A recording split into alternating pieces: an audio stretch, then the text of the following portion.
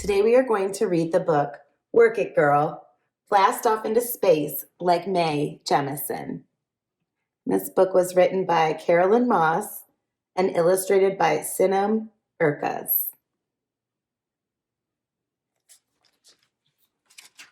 Chapter 1. Twinkle, twinkle, little star. When Mae Jemison was a little girl, she dreamed of sailing off into space on a rocket ship. No one in her family was an astronaut or talked much about outer space, and yet Mae was like a magnet, pulled to the vast world just outside her own. Dreaming big was not something a young black girl from Alabama in the 1960s was encouraged to do. It was better to dream realistically. The civil rights movement was in full swing. It was radical to be black and to be educated, to vote or to work, even the most run-of-the-mill job. It was not something to be taken for granted, especially if you were a woman of color who was denied somehow even more rights than her fellow man of color. So when it came to outer space, well, that seemed to be a world reserved for men, and white men at that. Mae Jemison had a mom and a dad who had good jobs and who worked hard. Her dad was a carpenter and her mom taught elementary school, but she could not find any women who looked like her in the field of space study. Discouraged? Maybe a little. Late at night, she would look up at the stars in the sky from her bedroom window, remembering the lullaby her mom used to sing when she was a kid. Twinkle, twinkle, little star, how I wonder what you are. And it says, up above, the world so high, Mae thought she saw a star twinkle just for her. As she closed her eyes and fell asleep, Mae dreamed of a future where she joined the stars in space. Sometimes dreams are dreamed very early on in life, but don't come to fruition until much later. No matter how much Mae loved space, she was only a young girl, and as far as she knew, kids weren't allowed to go to space. When she told her parents, they did not laugh at her or think she was silly. They, like Mae, took her dreams very seriously. I think that's really interesting. She said that, she didn't see people that look like her looking at space, the space study. And I wonder, if there's something that you want to do, if there's somebody who maybe doesn't look like you or have a similar characteristic, it doesn't mean you can't do it. It means you can be the trailblazer. You can be the first to do that. And so sometimes chasing those dreams are things you have to do, even when it's hard. And I'm hoping that you're seeing lots of these kinds of stories that can inspire you to do something. This year, you guys are really having to work extra hard. That's something. And I am so proud of all of you for that. But I also hope that you can take what we've learned and take it with you and grow with it. Because there's so much that we can do. I don't know. I love this story. We're going to keep going. You are going to have to work very hard, her mother, Dorothy, would tell her. You are going to have to pay attention in school and always do your homework. Mae would nod her head. Yes, she would always pay attention in school. She would always do her homework. You're going to have to prioritize learning, even outside of the classroom. Oh, I should have said it like her dad, because her dad said that. Let me try again. You're going to have to prioritize learning, even outside of the classroom. Her father, Charlie, said, that means always remembering your big dreams and understanding that it takes sacrifices to achieve them. Mae would nod her head again. Yes, she was willing to do anything for her dreams. You know what it means to sacrifice? It means like sometimes giving up things you want to do for something else you want to do, Sometimes my friends would hang out and I would want to go hang out with them, but I had a test the next day and I would have to study because I cared about my grades. So maybe, I didn't want to go and study. I wanted to go hang out with my friends, but I also remembered, hey, I want to do well on this test because I had a goal of, being able to go to college and becoming an amazing YouTube teacher.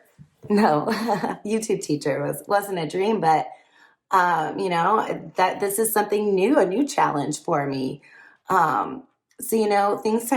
Things change, but also we have to kind of prioritize. And I know, I'd rather watch YouTube, I'd rather watch TV sometimes than do things that are tough. But doing those things that are tough are how we grow and how we learn.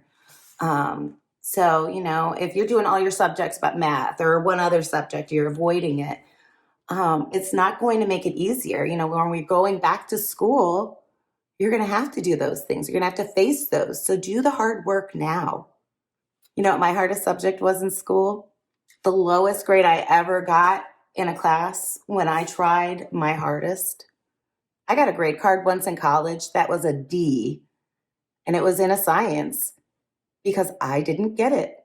I tried and tried, but I didn't get it. And I didn't like science. And science just became something that I ended up loving as a teacher because I learned about it, but then I've also learned how to share my knowledge about it in a way that I think I would have liked. And I would have been able to go, oh yeah, I get that now. So sometimes things that are challenging, like getting a D on your grade card, like that was awful for me. I'd never gotten a low grade like that. I was crushed and I tried, but it helped me grow. It helped me work more. So just something to kind of think about here. I like that message her parents are sending, that prioritize, make sure you're remembering what it is you want. As long as you believe in yourself, we will always believe in you, her parents told her. Mae felt safe and loved and supported. These were the important seeds that she needed to plant in order to see her dreams grow. And it says, no one shows a child the sky. It's kind of a cool thing. Think about that. Nobody ever shows you that. You're looking, you're noticing. It's something that is really cool. I love to do that. Do you like to look out the window? When you're in the car or something, are you observing?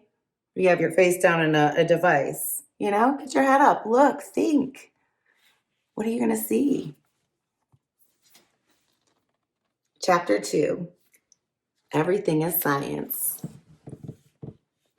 Sometimes young people have hobbies or dreams that they grow out of or tired of, though they never said it out loud. Mae's parents wondered if Mae's love of space was just a phase. Not so. Mae not only stayed focused on her love of the galaxies, moon and stars, but she also took a liking to science and math. Phew, her parents thought.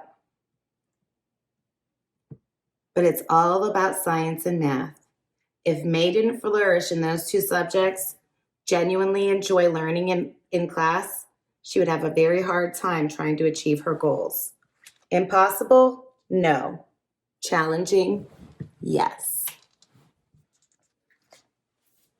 Luckily, Mae already viewed the world through the lens of a budding scientist.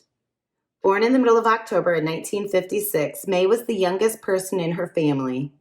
She was forever tagging along with her two older siblings and would often get into scraps playing out around in their Chicago neighborhood. Skinned knees and muddied clothes, were not an unusual sight around the Jemison house. One afternoon, after playing outside, Mae came running into her house, shouting for her mother. "Mom," she yelled, "I got a splinter and I need to get it out. I need help getting it out." Mae's mother came into the kitchen, where Mae was standing holding out a reddened thumb. "Okay, Miss Mae," she said.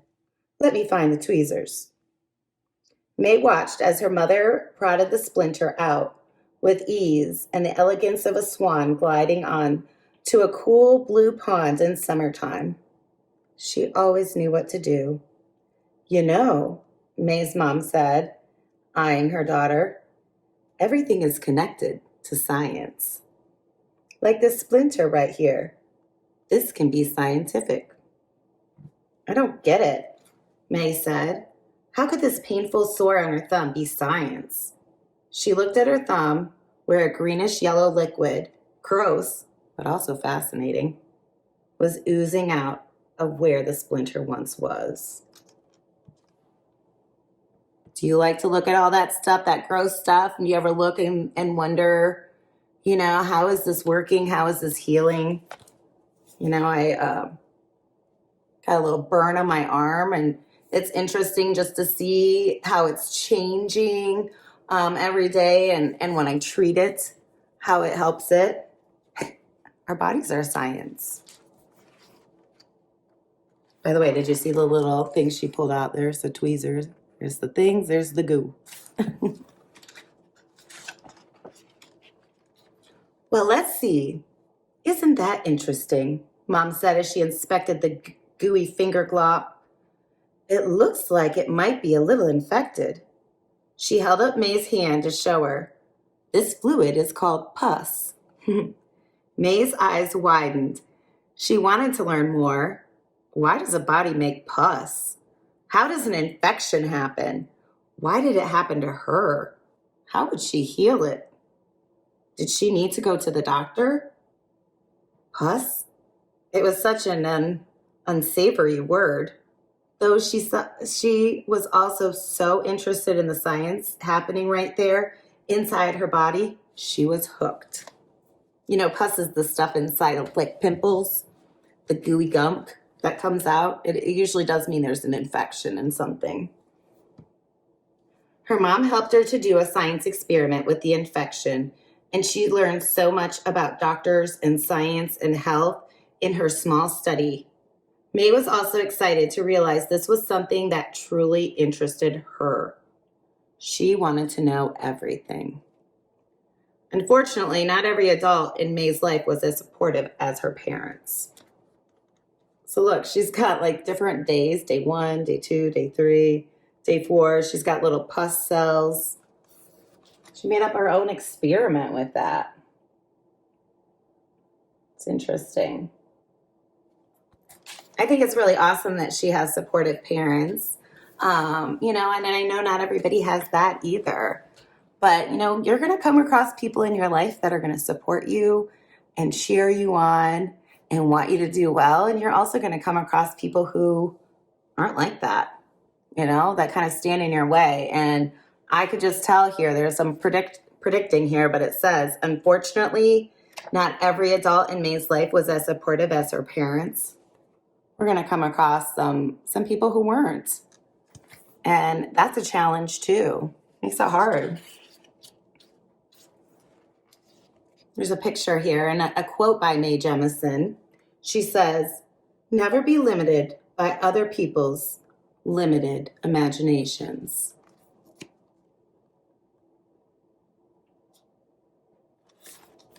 So one of the things I love this year is I get to teach you guys science, the science that I love teaching, and I get to use my imagination. I get to take you everywhere. I get to show you in different ways. That is something that I love. It's not held me back like being at school has. So I think that is cool. Like we can find good in things, in those opportunities and in those challenges.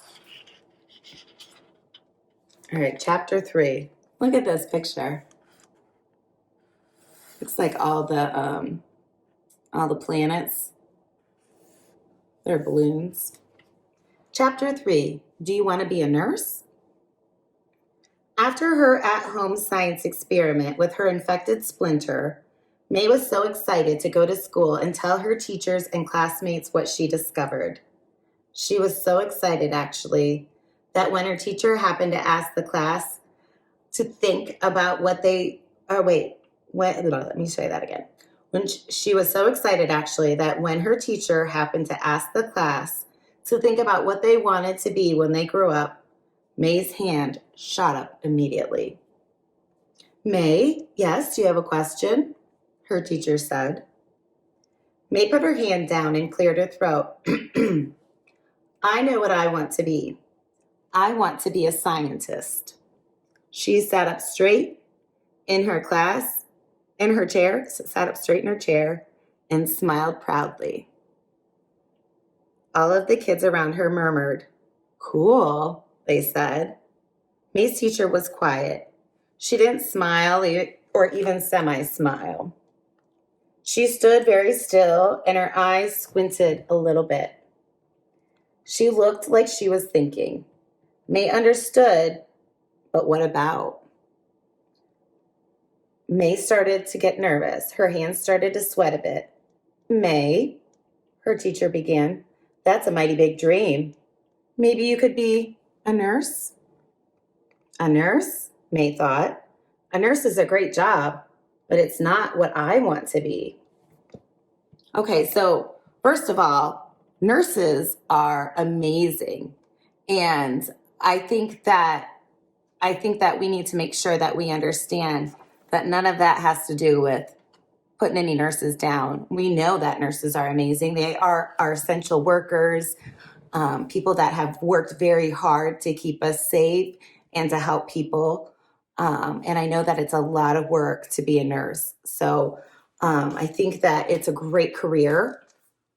But remember, Mae didn't want to be a nurse. She wants to be a scientist. And so for someone to tell her, oh, what you want to be? No? Pick something else? What about this one? That's kind of the message there. Somebody who's trying to maybe stop her, like, you can't do that, without even giving her a reason. So that's just somebody who's kind of standing in her way, right? Somebody who's not encouraging her like her parents. At first, Mae was discouraged. Her teacher, whom she respected and looked to for guidance, thought she couldn't be a scientist. Maybe her teacher was right. There weren't many female scientists, and there were even fewer Black female scientists. It would be really hard to make that dream come true. It might be even impossible to dream. It might even be an impossible dream. Her teacher quickly changed the subject, leaving Mae feeling a little sad. When Mae got home later, she slumped down in the kitchen chair and put her head in her hands. "What's wrong, Mae?" her father asked. "You look sad." "I don't think my teacher thinks I can be a scientist," Mae murmured, "but I don't understand why not."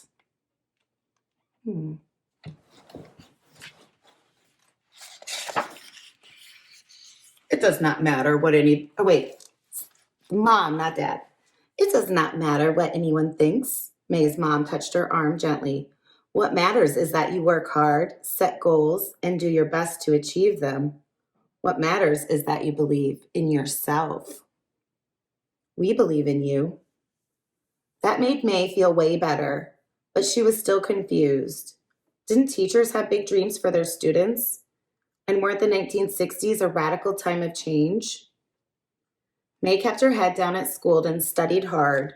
She participated in science fairs and learned more about math and science, how they fit together. When she was 9, something really exciting was happening. It was announced that NASA, which stood for the National Aeronautics and Space Administration, was going to launch a series of trips to the moon called Project Apollo. Remember, no one had ever been to the moon before. Mae's mind was blown. This was happening in her lifetime. She used to stare up at the sky and dream about space, but she never thought it was actually a place she could go. When the news stations aired the missions on television, Mae and her parents and siblings crowded around the small TV set in their Chicago living room. Mae stared at the screen.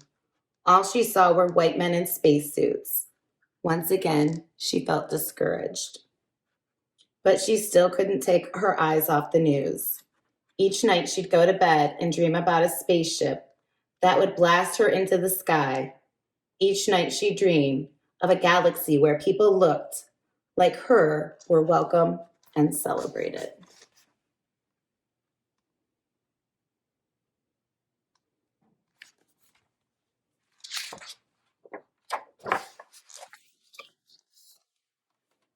Here's another quote of hers. I can't speak. Sorry, let me say this again. I was really irritated that there were no women astronauts and there were no people of color. I thought, what if aliens run into this crew? They're going to think they're the only people on Earth. I thought it was unreasonable not to have everyone represented. Mae Jemison said that.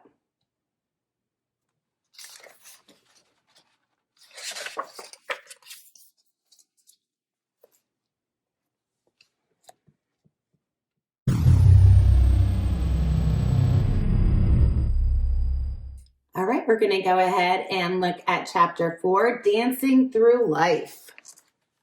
When Mae turned 11, she had an opportunity to participate in an after-school activity of her choosing. She was already doing so much science, both in the classroom and on her own time. It was her favorite hobby. That she wanted to try something different. She thought about sports, but she didn't much like sports. She thought about theater, but sometimes she was shy about singing in front of a large audience. How about dance? Her mother suggested. You love to move and it's fun. Mae decided she'd be willing to give dancing a shot. She loved it. Oh my, did she love it. Mae became so obsessed with dance she couldn't get enough. She took every class available to her. Ballet, modern, African dance, even Japanese dancing. Mae practiced really hard and decided she may have a new dream on her mind. She was practicing so often, and much like her love of science, it never felt like work. It felt like pure joy. She loved leaping across the stage, moving her arms, and becoming one with the music. Dance made her feel invincible. Plus, she was good. Her dance teachers marveled at her technique, presence, and work ethic. She felt proud of herself as a dancer. She was still getting straight A's at school. Her parents were happy she was prioritizing school as well as dance. I want to be a dancer, she announced to her family over dinner one night. Mae was now 14 and in high school. Auditions for West Side Story were the following week, and Mae was hoping to snag the lead role of Maria. She had been practicing really hard, putting in long hours in the dance studio after school and on weekends. She was one-track minded on this topic lately, listening to the music nonstop in her bedroom. She was starting to think about her future. She had seen a few older kids graduate high school and go to study the performing arts in New York or San Francisco. It looked like a lot of fun. It looked like something she might want to do. Her parents looked at her warily. Thought you wanted to be a scientist, her mom said between bites of food. Please pass the pepper, Mae. Mae handed her mother the pepper. I do. I want to do both, I think. I don't know. I love both science and dancing. Mae sat thoughtfully, looking down at her food. Can people do both things? You mean, Mae's dad asked, can you be both a scientist and a dancer? Yes, Mae said. I guess what I want to know is, do you think I can do both? This was a tough question for Mae's parents to answer. They did not want to be the ones in charge of choosing Mae's destiny, and they had always promised to be supportive no matter what or who she chose to be. After a brief pause, Mae's mom nodded her head. Yes, she told her daughter. I think actually I know. You can be both. But it's important to remember that you can always dance if you're a doctor, but you can't doctor if you're a dancer. This made sense to Mae. It helped her to prioritize her goals and dreams. She never did get the lead role in the West Side Story at school, but she did get to be a principal dancer. It didn't matter to Mae as long as she was always spending her time doing the things that she loved. So that's something to think about when you are growing up, is trying to decide what you want to be when you grow up. And it's not an easy choice. I feel like I was somebody who kind of knew what I wanted to do, but sometimes it still changed. I thought I wanted to be a teacher, and then I picked the path to be a teacher and went to college. But I also knew people that just went to college because they thought that they had to. I think it's important to kind of explore what you're interested in and, explore new things, try new things, but figure out what you want to do and then try to find a way to do it. Some career paths are different than others. I know lots of people that go to the Career Academy and they graduate high school and they're able to go right into their careers. So we have some amazing opportunities there too. But, I love that Mae's mom kind of said, hey, you can always dance when you're a doctor, but you can't always doctor if you're a dancer. So kind of tried to help her prioritize, what science means to her and what dance means to her, to help her. All right. Chapter 5, college at 16. Oh my gosh, that's really young. Ooh. All right. A few years later, a high school administrator called Mae's home. They wanted to speak to her parents. Mae got nervous. Had she forgotten to do an assignment? Failed a test? She could hear her parents both speaking on the phone in the kitchen and crept downstairs for a closer listen. Her hands were as sweaty as she peeked through the banisters at her parents, sitting with their backs to her at the kitchen table. Okay, yes, Mae's mother said. I understand. There was a pause. Yes, I will speak with my husband, and then we will both talk to Mae. Mae's stomach dropped. She was so in trouble, but she could not for the life of her figure out what she had done wrong. Mae watched them for a minute and then thought she could make an escape. She tried running back up the stairs before her parents could spot her. No such luck. Mae, I can hear your footsteps, her father bellowed, laughing. So bellowed loud, Mae, I can hear your footsteps. Darn it, Mae thought. Busted. She slowly walked down the stairs into the kitchen, trying her best not to look guilty. Mae, her mom said, we have some interesting news. Mae's eyes widened as her parents explained to her that the school had called to let her know that Mae had done so well in school and completed so many of the necessary requirements for college applications that she could actually start applying to universities now at the age of 15. This was huge. This was bigger than huge. It was massive, gigantic, wonderful honor. This was bigger than huge. It was a massive, gigantic, wonderful honor. To graduate early was meaningful. Her hard work was paying off, and others around her could see it. They believed in her like she believed in herself, but it also made Mae start to feel nervous. Most of the other kids at college would be older than she was. She might feel lost or confused or without a friend. Did she really want to take this big step? But, Mae began, that would mean I would go to college as a 16-year-old. Most students start college when they are 18. Won't I stick out like a sore thumb? We talked about it, her father said, but you've worked so hard. You should continue to be able to expand on your education. Sticking out or fitting in is not what school is about, Mae. I think sometimes when we're students at school or when we're around other people, sometimes we forget the purpose, hey, she is there to learn, But obviously the social stuff is part of it too. But, she's worried about sticking out because she's younger.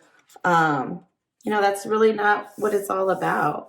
Sometimes it's good to stick out, isn't it?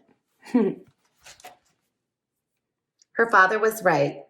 She wanted to continue learning about science and space and math and the arts, and she knew college would be an amazing place to continue that education. Off Mae Jemison went to Stanford University, one of the best universities in America, at age 16. She was enrolled to study chemical engineering and American studies. Other students and professors were awestruck by this young woman on the college campus. Mae did not have time to worry about fitting in or sticking out. Just like her father said, she was busy learning. She was studying chemical engineering and started to study other languages. She made her time for dancing and the performing arts. She studied late and focused on her goals of flying into space on a rocket ship. She dreamed big, but she also worked hard. Those things she was learning often had to go hand in hand for dreams to be achieved. That is true. To do things that you really want to, you have to work hard. It's not always easy. The 4 years Mae spent at Stanford positively flew by as fast as a meteor burning up on its way to Earth. Because we know if it gets to Earth, it is a meteorite. All right. Let me just start again. One day she was a 16-year-old freshman, and the next she was 20 years old and debating where to go for medical school.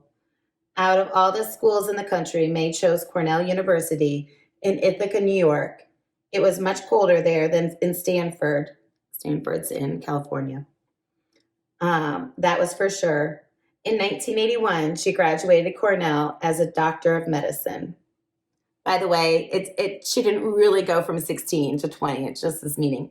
Things go by fast. So sometimes you think, hey, this is going by so long, it's so boring. But it seems like once I became an adult, time started flying. So just kind of be aware of that. Enjoy being a kid. I know you guys all want to grow up, but enjoy being a kid because you get to be an adult much longer than you get to be a kid. Her parents were so proud, and her teachers were so proud. Mostly Dr. Mae Jemison was so proud of herself. Isn't that the most important part, is making yourself proud? Ooh, I love this. Just because there's no one else doing something doesn't mean that you can't be the absolute first one. Dr. Mae Jemison said that. You can be the first one. Why not? Chapter 6, NASA chose me. Being a doctor was very fun. Mae thought about the science experiment she performed on her finger splinter back when she was a child, operating with tweezers. Now she was a real live doctor, a scientist. Her dreams were coming true all of the time. For a few years after graduating from Cornell, she was part of the Peace Corps. Have you ever heard of the Peace Corps? It's where outstanding and accomplished Americans like Mae Jemison go to volunteer their services to countries abroad who need their help. Members of the Peace Corps focus on fighting things like AIDS and HIV, devastating sicknesses and starvation, and protecting the environment. Mae, Dr. Jemison, felt very fulfilled by her work there because she really loved helping others and seeing the world. During her time in the Peace Corps, Mae saw and learned a lot.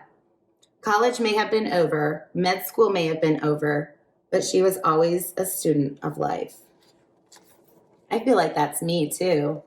I've always been in school, and even when I'm not in school, I'm learning. And I'm not talking about always being a teacher in school. Like, I've taken classes in college ever since I graduated from college, ever since I became a teacher. And now that I'm a mom and I get to go to the zoos and do all kinds of stuff with my son, I'm learning there too. It's kind of fun to be a lifelong learner. You don't have to know everything. I think I'm the person that asks the most questions everywhere I go. Even when it's things for kids, like, excuse me, I want to know this. It's great to wonder. It's great to inquire. That's how we grow. That's how we learn. Oh, she learned different languages and became fluent in many of them. She continued her love of dance. Phew, she was busy. I used to speak Spanish pretty well. Some of you know that I necesito practicar más, pero estudiaba en España. So I studied in Spain. I spoke Spanish. I used to be fluent. I'd love to practice more. I need to do that. But, speaking another language is difficult. So she spoke different languages, multiple. That's awesome. Okay. But as we all know, keeping herself busy did not mean she was too busy for her big dreams. When Mae came back to America, she saw that NASA was accepting applications for astronauts. She thought about Sally Ride, a trailblazer, the first American woman in space. She was inspired. Remember Sally Ride? She thought. She knew astronauts weren't just people who put on a big white spacesuit and got into a rocket ship. She knew they were scientists. And Mae was a scientist herself. She had lots of experience. She was no longer a little girl just working hard for her dreams. She had already made so many of them come true. Her dream of going to space was still as big and bright as ever. Of course, Mae was nervous. It's always nerve-wracking to go for your dreams, right? The fear of failure is so palpable. Palpable is a fancy word for so close you can almost taste it. And Mae worried if she applied and didn't get the call from NASA that she would be so disappointed that she might give up on her dreams altogether. It was also dangerous. Space travel was not to be undertaken lightly. What was the alternative? To let the fear of striking out keep her from playing the game? Mae didn't think so. So she mustered up all of her courage and took a look at the NASA application. Something she learned in school as a young girl and as a scientist and doctor in training was to read directions carefully and thoroughly, sometimes more than once before completing the task. As a kid, this was such a tedious task for Mae. That means it felt like it was making her work longer and harder and more boring. But as she grew older, she realized this very good habit was helpful during test taking and doing her homework. As an adult, she learned how to do this with work and tasks. Mae was very careful and as a result, often very successful. Something being too careful can stop you from going for your dreams. Mae still dreamed of sailing away on a rocket ship up, up, and away to the moon and beyond. Mae sat down at her desk and looked at the NASA application. It was long, like really long. They had a lot of questions, and Mae was tired. The application asked her about her education, what she studied, and what her grades were. They asked detailed questions about her work and in the sciences, and about questions she wanted to focus on answering in her work at NASA. Everyone who wanted to hire for jobs, Mae was realizing, was very curious about the grades applicants received. I'm glad I studied so hard, she thought, as she filled in the answers to the questions. She looked at her calendar. It was September. The application said she may not hear back for a few weeks. Back then, there were no websites she could check. Cell phones did not exist. She had to wait by the mailbox until her letter from NASA arrived. You guys do realize that. You used to have to wait to hear back by letter. So, you had to be patient even when you wanted to hear back about something. The weather turned from September heat to October chills, and people started taking in their beach umbrellas and trading them in for jack-o'-lanterns and scary costumes and yummy candy treats. Still, Mae waited. And boy, did Mae wait. She waited patiently and sometimes not so patiently. Finally, in the middle of October, the mailman approached Mae's mailbox carrying one sizable manila envelope with the return address clearly stated NASA. Mae grabbed the envelope right out of the mailman's hand and tore it open right there on the spot, scanning the letter with her eyes.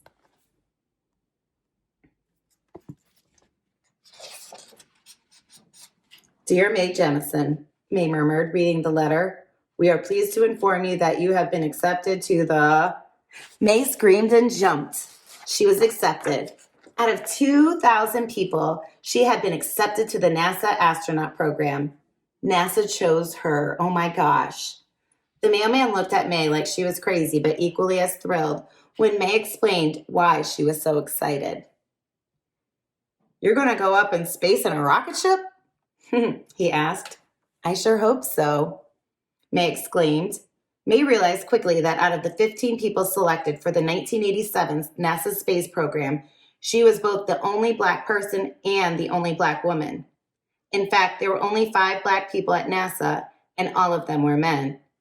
If this program was going to require a lot of work from everyone who was accepted, it would require even more work from Mae. Black people were often not given the same opportunities white people were. Black people were not automatically respected and trusted like white people were. Systematically, colleges and big corporations alike were biased towards applicants. It was an accepted practice at the time to judge applicants by the color of their skin, with white skin preferred by institutions. So if you were Black, you had to work extra hard. Though unfair, some of that stigma is still true today. It's called racial bias. And it's deeply rooted in our culture, in our world. So much so that it takes time, effort, and work to unlearn that bias. Mae knew she was going to have to work really hard, work harder than she ever had worked before. And we all know Mae was used to working very hard. It didn't matter. This was her dream. She was going to do whatever it took. The thing that I have done throughout my life is to do the best job I can, she told Ebony magazine in 1989.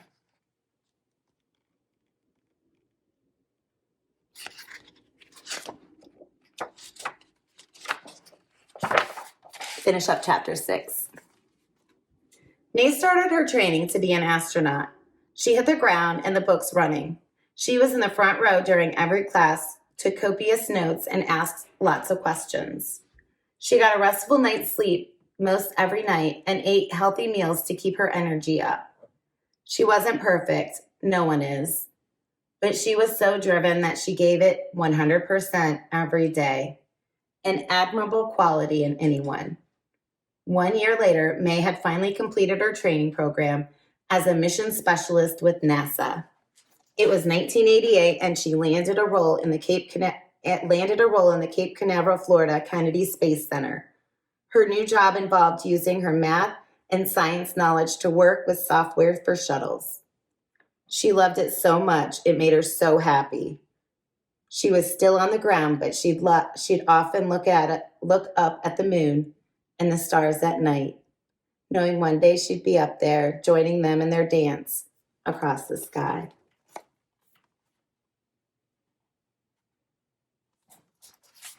All right, that is the end of chapter 6.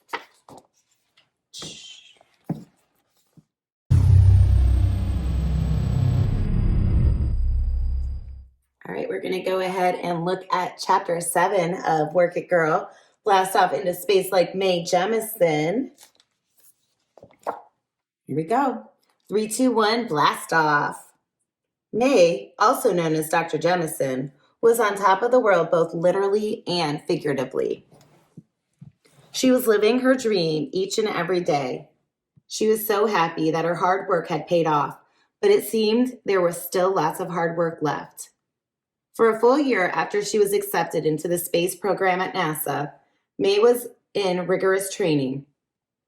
Think about something you've learned to do. Maybe it was riding a bike, or learning how to play a sport, or singing a song.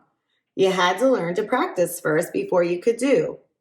Practice makes perfect, and before Mae Jemison could soar to the stars, she had to train for that special moment. A lot of her training was in a classroom, but sometimes she got to go into a makeshift spaceship. It looked just like the real spaceship she'd one day be in, but they were built to be indoors so astronauts could learn and train in a safe and familiar environment. She learned how to work in zero gravity conditions. Have you ever tried doing your homework while floating in the air? It was way harder than it looks. Mae had to learn how to eat, drink, type information, measure things, write research, all floating in the middle of the room. The year of training for space went by so fast. She made lots of friends and really enjoyed learning from her teachers at NASA, but she was ready. So it's training room 1, the Gibson, Apt, Brown, Lee, Davis, Jemison, Maury. So it's all of that. It says SLJ. This is the crew that she's part of. So obviously this is an illustration, a drawing, but then we also have a real picture of her.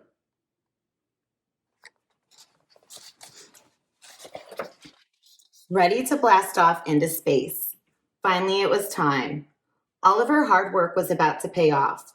On the morning of September 12th, 1992, Mae Jemison's dreams came true. She woke up early, far before her alarm clock went off.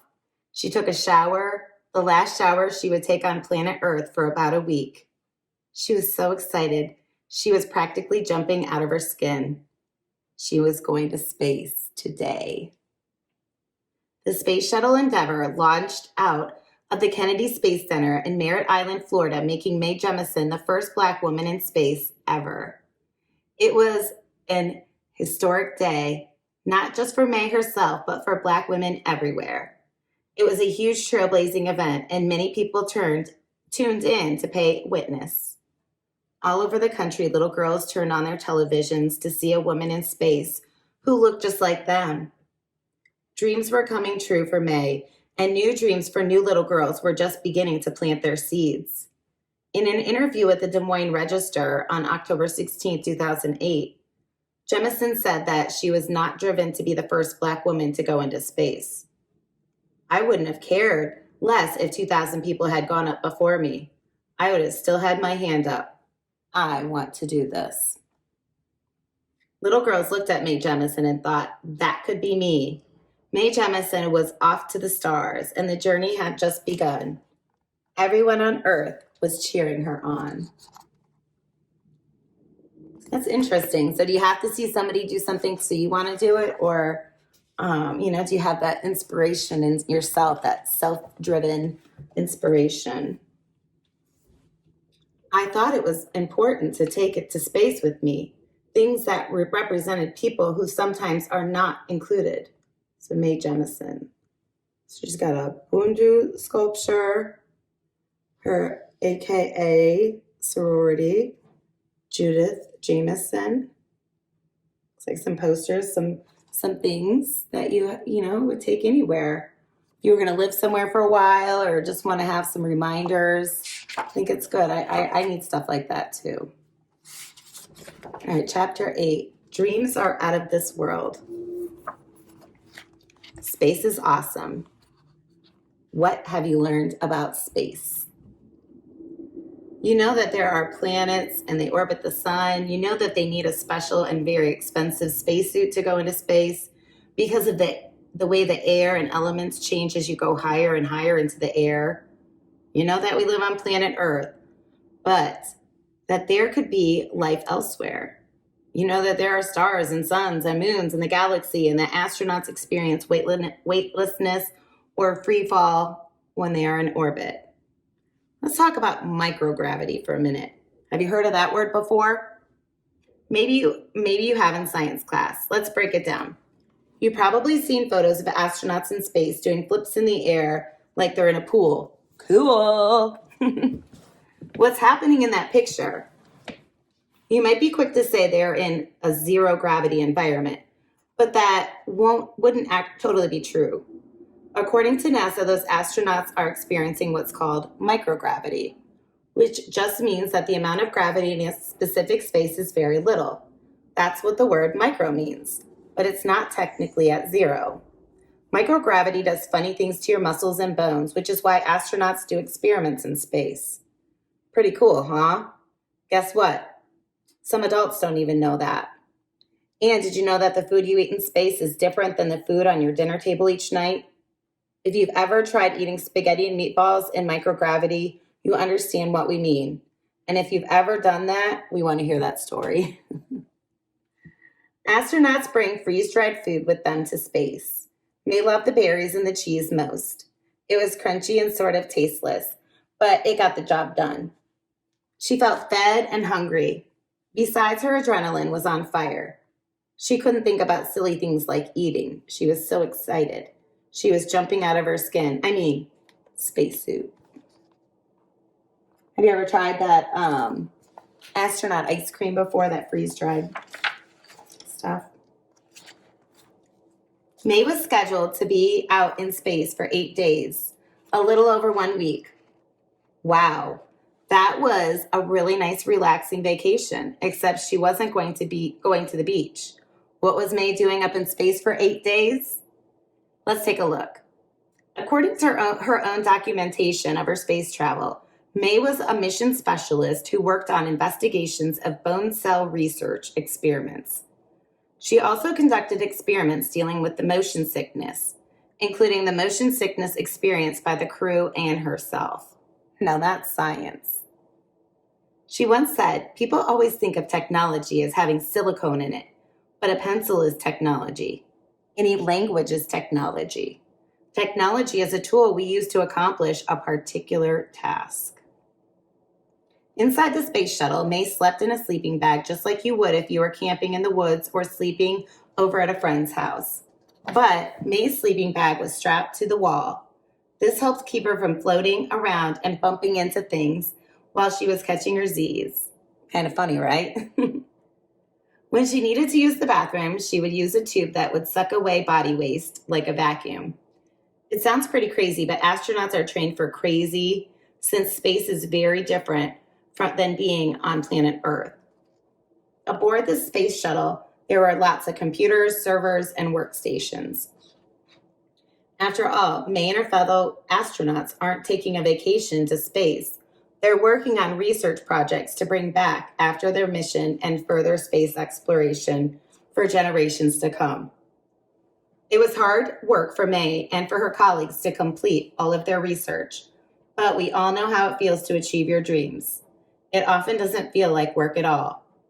On her only space mission, Mae spent 190 hours, 30 minutes, and 23 seconds in space. She didn't take one single second for granted.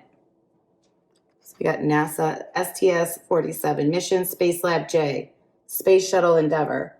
Launch weight, 258,679 pounds.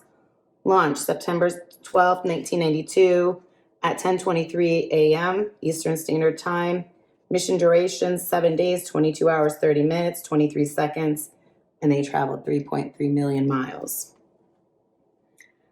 It says space toilets work by using airflow. There are tubes for different number 1s and number 2s that suck away waste material. You have to use them very carefully because otherwise you'll have stuff floating around. It says astronauts sleep standing up in special sleeping bags and pods. We've seen some of those videos. It says you don't have any sense of being upside down in space. The floor can become the ceiling depending on your position in the spacecraft. In microgravity, heavy equipment is easy to move with just your fingertip.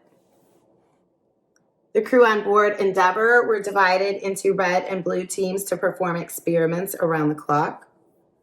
And their test subjects included the crew, Japanese koi carp, fruit flies, fungi, plant seeds, frogs, and frog eggs. So they're doing all kinds of science experiments in space.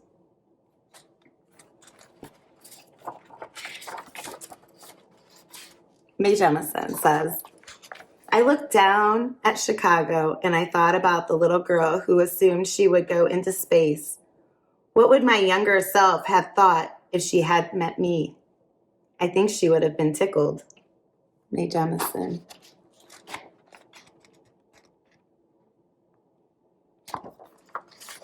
kind of a cool thought, like as an adult, wanting to make your younger self proud.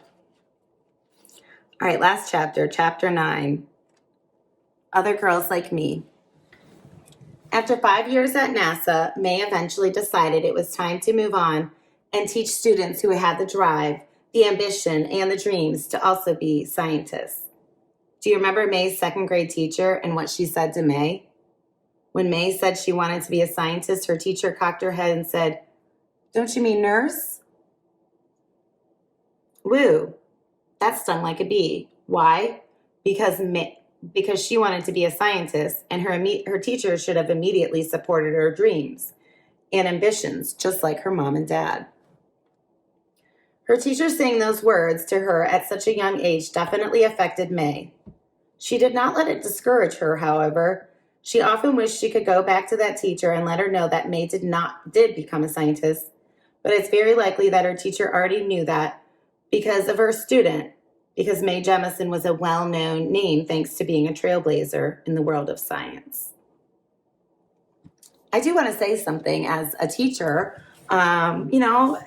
Over the years, I've taught many students, and I'm sure I've said things with students that maybe stuck with them, that maybe weren't, nice things. Like Mae's teacher said, you should just be a nurse, which that is a mindset of, taking what somebody wants, that ambition, and saying no. That's one thing. But sometimes, teachers are tired. Sometimes we say things and we don't think twice about it. So in some ways, the teacher saying that and Mae feeling like she had to prove to herself is definitely a drive. But if a teacher ever says something to you and it really bothers you, I think it's important for you to tell that teacher, in an appropriate way, a respectful way, but definitely have that conversation so you're not growing up holding that. Because like I said, we're people too. Sometimes we're dealing with lots of situations, and it's not always intended to be rude. So just think about that. And I don't know this woman that Mae is talking about either, but I just know from my own experiences, I think that I would definitely rather have somebody approach me and talk to me about it, instead of keeping it in and being hurt by it. So, all right, we're going to keep going. Mae had never set out to prove her teacher and other naysayers wrong. It was never an anger that she had held her, that had, it was never an anger that she held too tightly. Instead, it really made her think about the ways in which adults can affect kids with even the simplest or slightest comments. Mae knew that her teacher wasn't trying to hurt her feelings or put her down, but rather she was speaking from experience. At some point in her life, Mae's teacher had probably learned that women did not have the opportunities that men had in the world of science. It was only natural that she was going to regurgitate that worldview in the classroom. Mae was happy to not have listened. It's important to realize that it wouldn't have been 100% fair to blame her teacher for rude comments about Mae's dreams. In the early 60s, it just wasn't plausible for a woman to grow up to be anything she wanted. Women had specific jobs. Nurses, secretaries, teachers, that was about it. To dream bigger was a frivolous activity, a waste of time. It would be far more productive to focus on the dreams that actually could come true. But Mae knew the truth at a young age. When you dream big and work hard, the right support, anything is possible. The same goes for young girls and boys today. You can be anything you want to be and do anything you want to do, as long as you work hard to achieve it. Mae Jemison felt a pull inside of her to get in front of young people to impart this wisdom. She wanted to create a better world than the one she lived in as a young girl.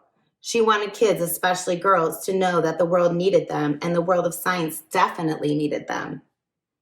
After a few sleepless nights, Mae finally decided what she'd do next.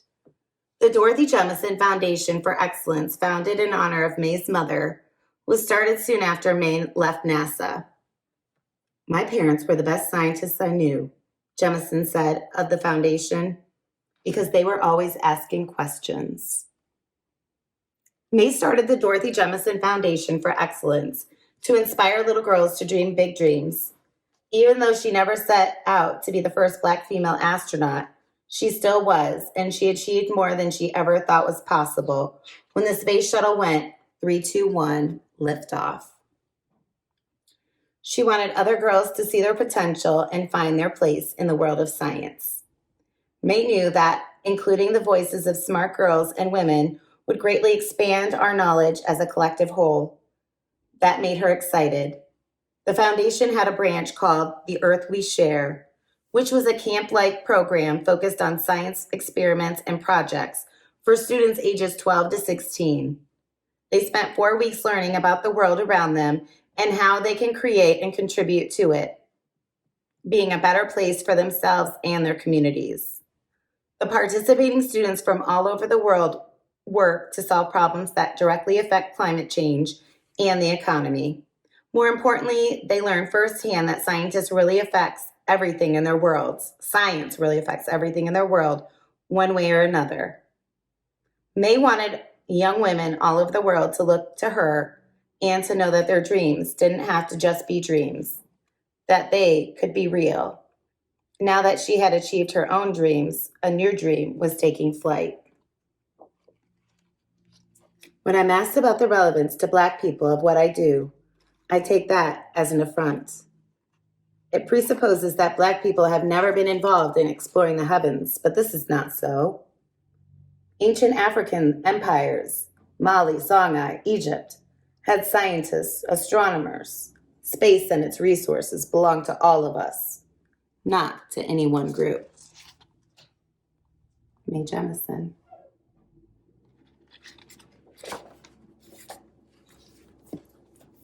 All right, we're going to read chapter 10. I thought chapter 9 was the last one. All right, it says, one of the most important qualities of a trailblazer or of a leader is their ability to give back to those who can't be as fortunate. In Mae's case, she knew she wanted to be a beacon of hope for young girls entering the male-dominated world of the sciences. As a child, she had a hard time finding people who looked like her, who were also succeeding in STEM subjects. That science stands for science, technology, engineering, and mathematics. When you don't have a blueprint for your dreams, you often have to create one yourself. That can be undoubtedly hard work. Mae wanted to pave the way for another generation of young girls to lighten their loads and give more time to concentrate on making tomorrow brighter and better than today. She wanted to stand out in front of young girls as proof that it could be done. She's very focused on creating the future, and she knew that was the best and most meaningful way she could give back to her field. She didn't think just in terms of her lifetime. She thought in terms of the lifetimes of people who weren't even born yet. She knew firsthand from working in the field of space that the world was so vast and she was a tiny speck within the vast galaxy. She would do her part to contribute to it She would do her part to contribute to it in a productive manner. In 2010, Dr. Jemison and the Dorothy Jemison Foundation were awarded the opportunity to lead NASA's 100-year Starship program. This was a huge deal. If you're wondering what that means, here's a simple way to describe it. It's one of NASA's biggest topics of research is its interstellar travel, which is the ability to travel really, really, really fast to explore solar systems outside of our own. Right now, even though our space technology is impressive and advanced, we are still away from being able to visit other solar systems. The 100-year Starship program was designed to instill research teams that would span over multiple generations, laying groundwork for the research teams that would take over after the first team retired from the job. Ideally, within 100 years, interstellar travel would be possible because of 100 years of researchers. This was totally in line with Mae's passion, and she was excited to win the opportunity to lead it to success, even if she knew it meant she would not be alive when the program was completed. Why, in 2019, we saw the first ever photo of a black hole. Over 100 scientists worked together to make that photo possible. Wow. Says Mae liked to contribute to work and progression that would live beyond herself. Being involved in the 100-year Starship program was proof that it was a deeply rooted passion.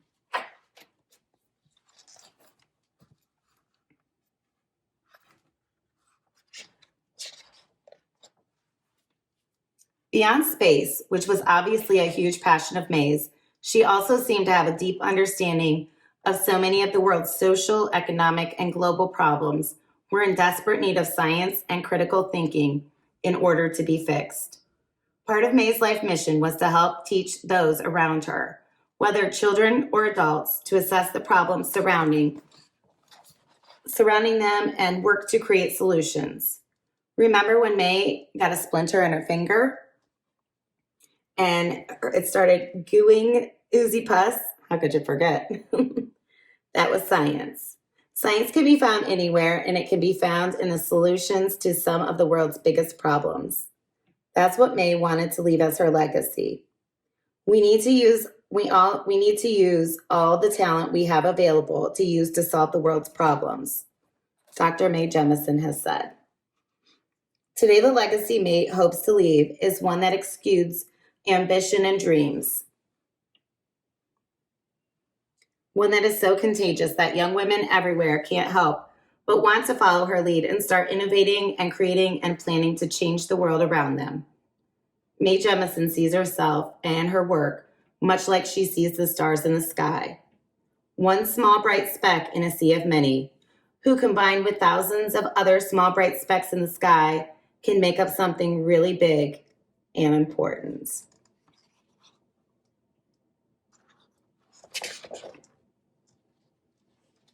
That's the end of the story. I'm going to give you the quick top 10 blast off like space like Mae. The 10 key lessons. Number 1 is dream big. 2, the world around you will often teach you the best lessons. That's true even when they're hard lessons. 3, don't let the opinions of others determine your future. 4, there is no limit to the things you can be passionate about. 5, work hard and take risks. 6, stay motivated, but remember it's okay to take breaks. 7, think about the things you can do today to help make tomorrow a better place. 8, keep asking questions. 9, travel and learn outside of your bubble. And 10, honor the people you love. I love those lessons. I think those are really important. So I hope you enjoyed this story about Mae Jemison and her life. We are going to be looking at different astronauts, and you're going to get to research one and see what you learn about their lives. So I think this is a pretty awesome story. I hope you liked. All right. That's all for me. Take care. Peace.